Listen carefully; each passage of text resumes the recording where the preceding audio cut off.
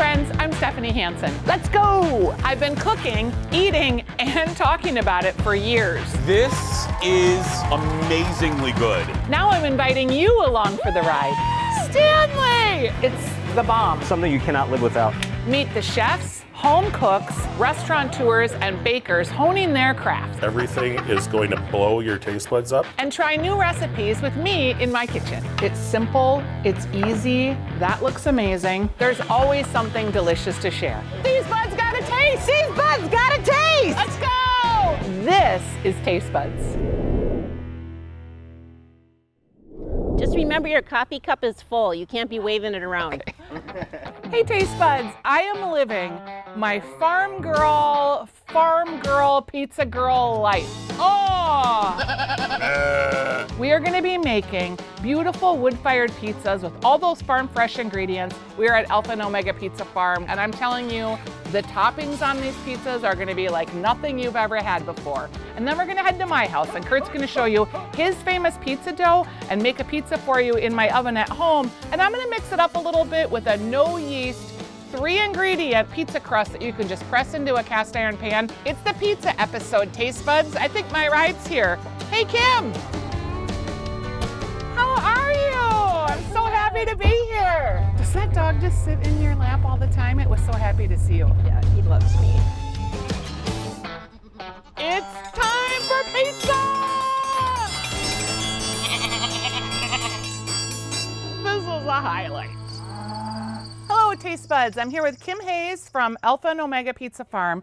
And what kind of pizzas are we going to make today? The first one is the Tuscan Tart, and that is actually on our menu tonight for pizza night. It has a savory rhubarb sauce. That's different. I cannot wait to help you make this. It's my version of the fig jam, because every pizza has fig jam on their pizza, but we don't have figs here in Minnesota. And then the last pizza we're going to try is my version of the dill pickle. Dill pickle pizzas are real big in Minnesota. They started kind of at the state fair. I love this that you're going to give us your version. All right, what can I do to help you, Kim? Let's chop up the rhubarb. I loved that you said rhubarb. That's how I say rhubarb. Is there another way to do it? Well, it's just kind of a Minnesota heavy on the accent to say barb. Barb. I want to just point out that you are a brilliant farmer. You know why? Because she pulls her rhubarb, doesn't cut it. Because when you pull it, it tells the plant to bring up more shoots. Versus if you cut it, it just leaves an open area for insects to get in. And how did you just launch into having a pizza farm? I mean, it doesn't seem like something that everyone would have the nerve to do. Yes. I read about one a long time ago and thought it was cool. And then as I was working at Marshall Fields, worked with a lot of pizza chefs. So we did Wolfgang Puck and Todd English. And when I ran restaurants, we're gonna cut some onions now. Okay. Learned how to make some really good pizzas. Our youngest child left the house. Which would be like a sigh of relief for many people, but you decided to take on a full hospitality situation. Yes. So we sold the house, bought the farm 11 years ago. Oh boy. What you see here now was not what you saw back then. It usually isn't. It looks like you've done a lot of work. Okay, now we're gonna do some rosemary. So the rhubarb sauce, part of it. The what kind of sauce? The rhubarb. The rhubarb. Rhubarb, rosemary, onions, and adding garlic to give it a little more savory hit. And what is that, wild mind? I make apple cider vinegar every year, 10 gallons. Of course she does. Yes, because it's delicious. And that is the liquid. How do you make apple cider vinegar? You just cut a bunch of apples. I have an ferment it? Yeah, throw it in a bucket, water, some honey. All right, so we're gonna cook that down. That's gonna give us the base for our Tuscan Tart pizza sauce. Yes. Okay, Kim, our rhubarb base. What do you think? It is amazing. It has like a really savory smell, but it is tart from the apple cider vinegar and then fruity from the rhubarb.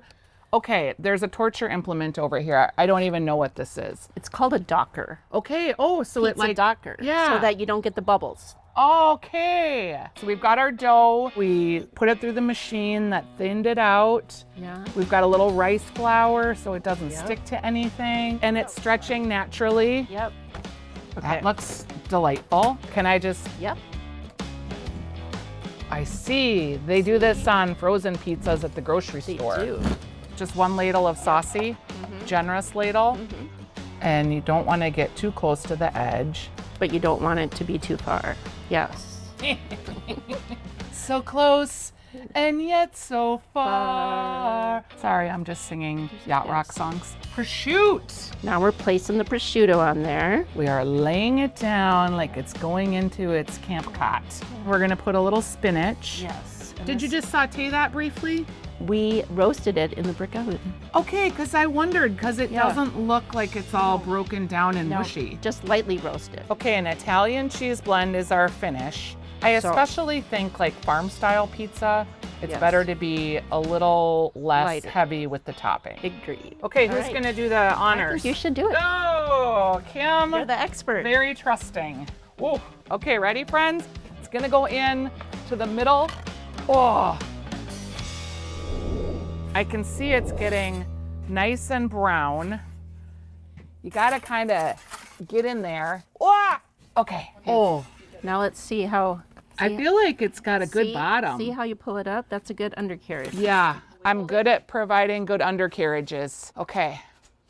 Oh, look how good we did it. You can smell that rhubarb. You can smell the yeastiness of the bread. You can smell even the porkiness of the prosciutto. I'm so excited. Wow, that's like the wildest pizza I've ever had in a good way. Oh gosh, that rhubarb. The crust is delightful and you have a nice bottom crust, so it's giving it that good toastiness. And then you get the rhubarb, which is almost like, it's not sweet jammy, but savory jammy. It's like rhubarb toast with cheesy, salty, unctuous, fatty deliciousness. Oh, yum. That was so unexpectedly delightful and better than I even thought it was gonna be. So we have high hopes for the Dilly Goat, right? I mean, like, because that was so amazing. We are moving on to our next pizza pie. This is an experimental situation. It is. Onion, cucumber, and then a really light vinegar solution with salt, a little bit of sugar. Little garlic oil. From here, we have had some discussion.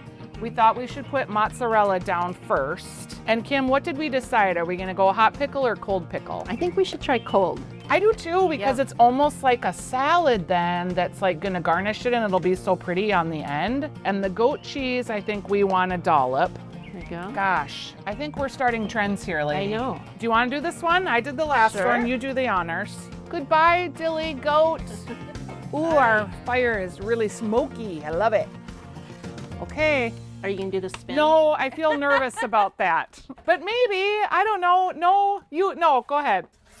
Oh, if you can, like, inside that pizza oven, the crust is just like burbling up. You can tell if it's done just by picking it up on one side. She's got to check the undercarriage, make sure that's done. I mean, look at that. Smoking hot. I mean, look at that crust. You guys have really perfected this like you're some old Italian grandma that's been doing this your whole life. Old Swedish grandma.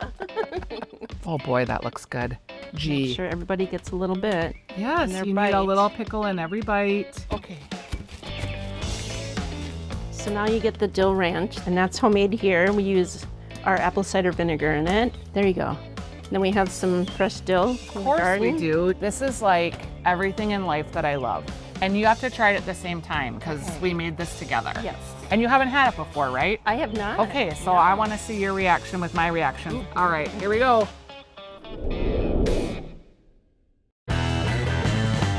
All right, here we go.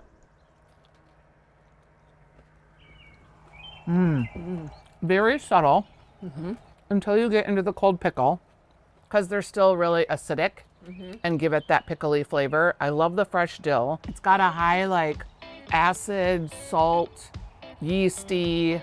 It is really everything that I wanted. I like the jalapenos in there too. Seriously though, would you change anything? Maybe a side of ranch for those people that need more crust. I sell it by the pints. I'd like a pint of ranch with my pizza, please. I sell like 10 a week. All right, let's take our pizzas and head into the summer hoose. The summer hoops. Everyone needs a hoose. Important here is a hoose. All right, Kim, we're in your hoose. What is a hoose? It's Scandinavian for house. Thank you for having us out here. you. This So is like fun. my dream life. I've never made pizzas like we made today. These are legitimately farm style pizza. Did you really have to work on perfecting your dough? You know, I perfected the dough first. Wood fire, you can overcook the outside, you can overcook the undercarriage. Too many toppings makes the pizza soggy. And I hate when you pick up a wood-fired pizza and this like flops. Yes. You know, you got a good solid base there. I mean, you could be serving these pizzas in any restaurant that you wanted to. Do you ever see that as you're just gonna stay out at the farm? And because it is about the experience too. And it's, you know, it's as local as much as possible. It is a working farm, right? Yep. So you have pigs. We have pigs, cattle, alpaca, donkey, mule, goats, fainting goats, chickens, and 4 dogs. I'm confused about what a fainting goat is. Yes. Do they literally faint? Yes, they do. They're not as naughty as a regular goat because they don't want to jump on things because they're afraid to faint. Okay. So that's why we like the fainters. And we haven't even met the goats yet. I know, and you get to feed the goats. Okay, let's go do it. We have found ourselves among Kim's fainting goats. Yes. They're Sunny and Cher. Brandy Carlisle. This is Darwin. Hi, Darwin. Look at your beautiful horns, my friend. Darwin's the boyfriend of the group. Okay, Darwin, you're a little Huggy McHuggerson. Yes, you're just like Stanley, but you're bigger. But, you do have a lot going on. Yeah, I mean, yeah. Goat yoga, fainting goats. Come here, little one. We got all the pasture animals. Yes. I couldn't do it without my beautiful husband, Brad. Okay. Yes. He's using his horns very effectively to get me to pay attention to him. So we're gonna head to my house now. I also have learned a lot about pizza dough from Kurt, and we're gonna make his special dough. Come on, little goaties, let's go. We got pizzas to make. Thanks for the visit. Yes. Hi, Taste Buds. We are back from Alpha and Omega Pizza Farm. I mean, a pizza farm is just the best experience. But what's also great is having a husband who is an excellent pizza maker. We call it the cabin clean out. So when we're getting ready to leave the cabin, we always have pizza night and we use any of the dribs and drabs we have around the house. And Kurt has an amazing crust. Hey, cowboy, you ready to make your crust? Yeah, I'm coming. Not really a I'm cowboy. coming. All right. Hey there, Kurt. Hey. I made him wear his fancy Las Vegas shirt. Will you show the Taste Bud folks how you make your pizza dough? Sure. I use a food processor, and I use this little gizmo in here that you use for making bread. We're gonna start by putting all the ingredients in the food processor. Yeast, salt, 1/4 cup of olive oil, so then warm water, and then I'm just gonna add 1 cup of the flour. So I just do that, and I make a little slurry. That will let the yeast dissolve so that I can add more flour. Why are you so good at like bread and pizza and I'm not? Well, I ran a pizza shop at one point in my life. Okay, I literally am just learning this. I did not know that. You did? Yeah, it was Surfside Sally's in Baltimore. You remember that? Is that how you learned? Yeah, absolutely. Okay, that's a cool story, bro. I love it. Okay. Okay. So now we've made the slurry. Now we're gonna add some more of the flour. I don't add it all in at this point because I'm looking for a consistency and I don't want to put too much flour in. Ooh, look at that. Food processors are amazing, but you could do this by hand, right? Absolutely. I mean, obviously my Grandma parents and Luigi grandparents didn't did it have by a food hand. processor. Okay, you can see it's nicely balled up. Okay, so I got a nice, spongy, moist ball in here that easily comes out. I'm gonna put just a little bit of flour around it, and you can see it comes out real nice. We're just gonna make a little ball like this. And I'm gonna have to put it in the bowl to rise. So I'm gonna put a little oil in the bottom so that it doesn't stick to the side. So I just kind of roll it around and move the dough. Cover it with a towel. In about an hour, it's gonna be ready to roll into pizza dough. Only 1 hour? It's quick rising, and 1 rise is good enough for pizza. Okay, it feels pretty solid, but I know you're the best pizza maker, so I'm not gonna question. I'm just gonna cover it up and take it away for an hour. And through the magic of television, guess what we'll have? Dough balls. Dough balls. I've taken the big dough ball and I've cut it into 4 smaller dough balls. And so you can put these in the freezer and thaw them out in the future and use them at any time. So I've got my one dough ball here. I've kind of massaged it around to get the ball in the round shape. You can roll it out or you can press it out with your fingers and try to toss it. I really don't know how to do that. I know how to juggle, and I can show you that later, but I don't know how to throw up a pizza ball. I like a real thin crust pizza, so I like the roller. I don't like as many bubbles. How big should we make the frame? 10 inches is pretty good. It's like it's alive. It's kind of moving. There's like waves happening on the top of the dough. So that's probably 11 inches, 10 inches. So the first thing you want to do with the peel here is put a little cornmeal. The idea here is you want to slide it off. And if you don't have a pizza peel, we've done this with like a sheet pan, the back of it, and kind of use that to slide the pizza in and out. So there, you see how it moves real nicely? So I'll be able to slide that right onto the pizza stone. And do you want to talk about your pizza squeeze? Well, you know, this is really convenient. I put a little on here. I don't like to have too much sauce. And you want to leave about a ½ inch along the edge with no sauce. So there we go, there's the sauce. You can hold on to that. Just a spot. It has to be good. Put a little cheese on next. You have like real thoughts too, like Yeah, you know, not too much cheese. Don't lay your pepperoni down first. No. Wait and lay it on top. I like onions with my pepperoni pizza. Pep, pep. here we Oh, go. someone likes a little pep over there. Stanny boy. He's like, oh, I smell pepperoni. Now we gotta quickly go in the oven while you can still move it along here. Get it on that pizza peel. Give it on That's that already stone. preheated. Okay. Or the stone, yeah. There's all kinds of things. This is to put it in the oven. This is to take it out of the oven. And then the stone is in the oven. The pizza I'm gonna make in like a minute is gonna take 10 minutes and not use all this equipment. So we are gonna cook our pizza for what, about 10 minutes? About 10 minutes. I'm gonna throw them into you. You ready? Yeah.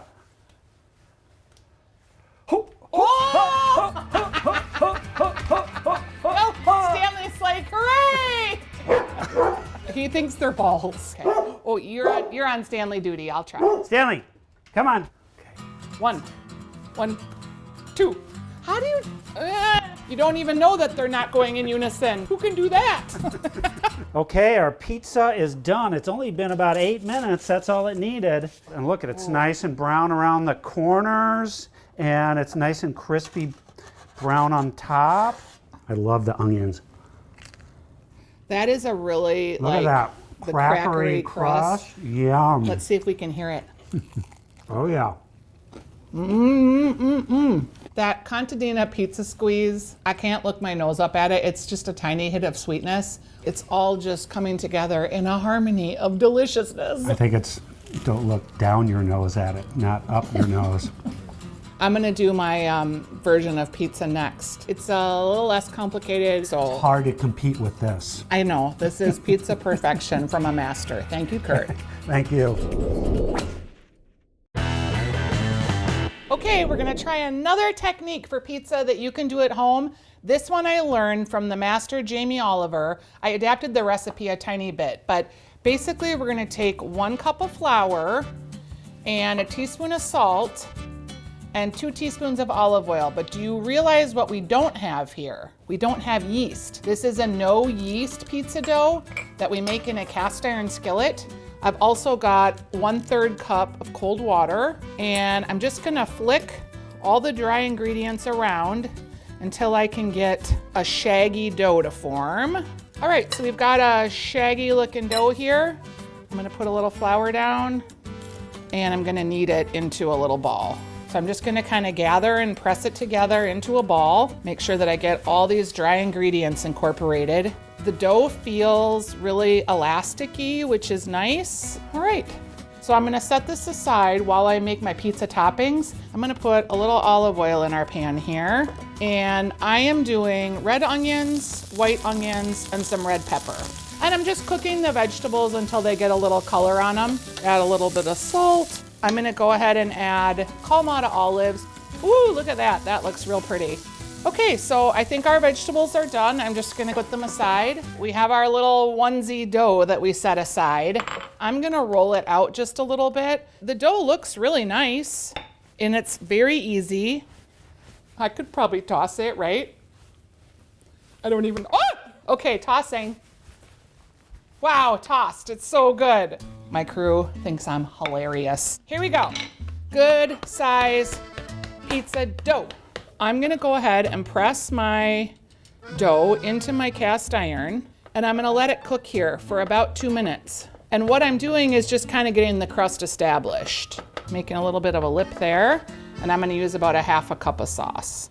And this is a vegetarian pizza today, so the sauce should be pretty flavorful. I'm gonna put my veggies on, and you wanna keep away from the edge. I'm gonna add a little oregano just to give me a little sparkle of flavor.